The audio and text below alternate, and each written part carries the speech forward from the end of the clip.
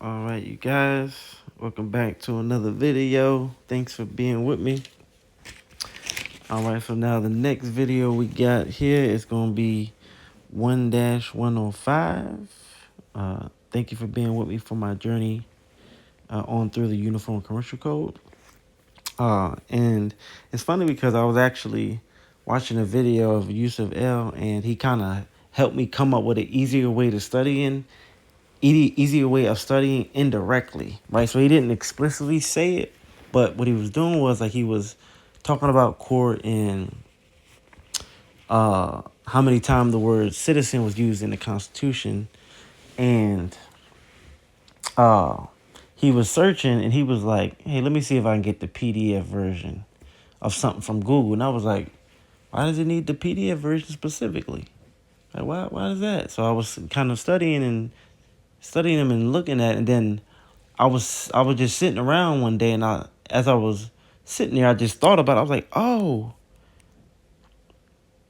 I got an idea." Right? So then I started to get a PDF version of whatever section of the Uniform Commercial Code I'm reading, like so. And it helped me come up with an idea on how to better understand the definitions in the Uniform Commercial Code. Right? So the Uniform Commercial Code, like let's say you have the definitions up and the blue hyperlink ain't there, because it ain't there all the time for you to click and dive into it, right? And then when you switch between the different articles of the Uniform Commercial Code, it doesn't really define, it doesn't have a blue hyperlink for every word that is defined within the Uniform Commercial Code. You see what I'm saying? So if you want a better way to get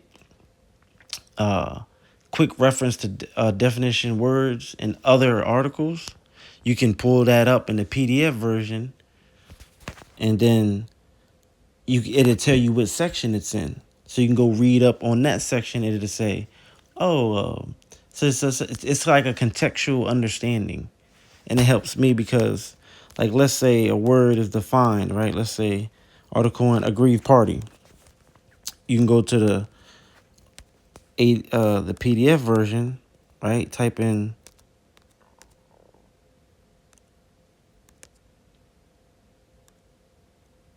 aggrieved.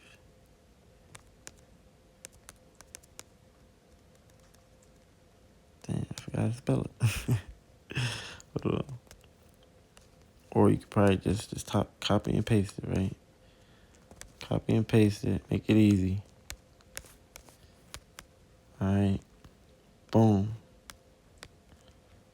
All right. Boom. And then the highlight, it's in here 4 times, right? And then when you read, it's going to jump to different sections. See, it's mentioned in remedies to be liberally administered, right? And then you can read.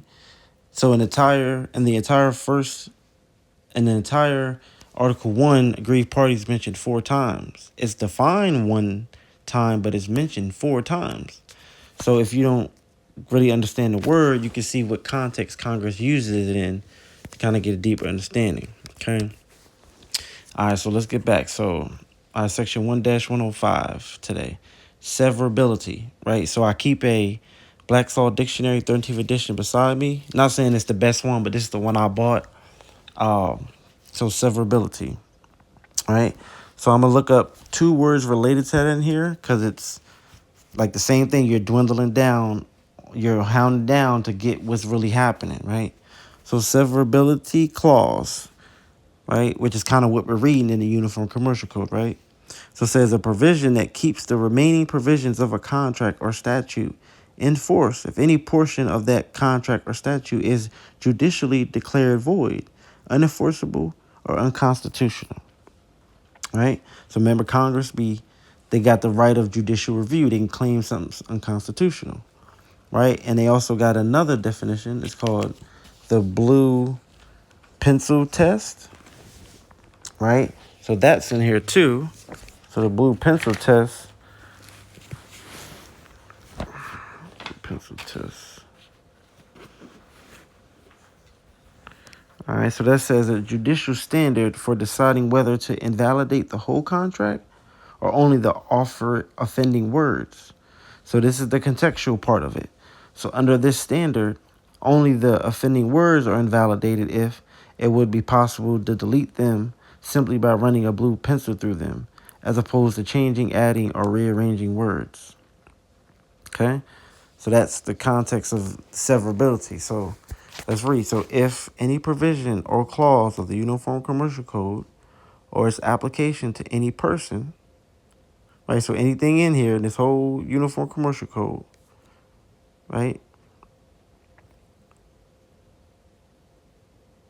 Or the way it's applied to any person or circumstance is held invalid, the invalidity does not affect other provisions or application of the Uniform Commercial Code, which can be given effect without the invalid provision or application. Right? And to this end, the provisions of the Uniform Commercial Code are severable. Right? Which means you can do without it. You can just take that part out and keep going with it. Right? So 1-105.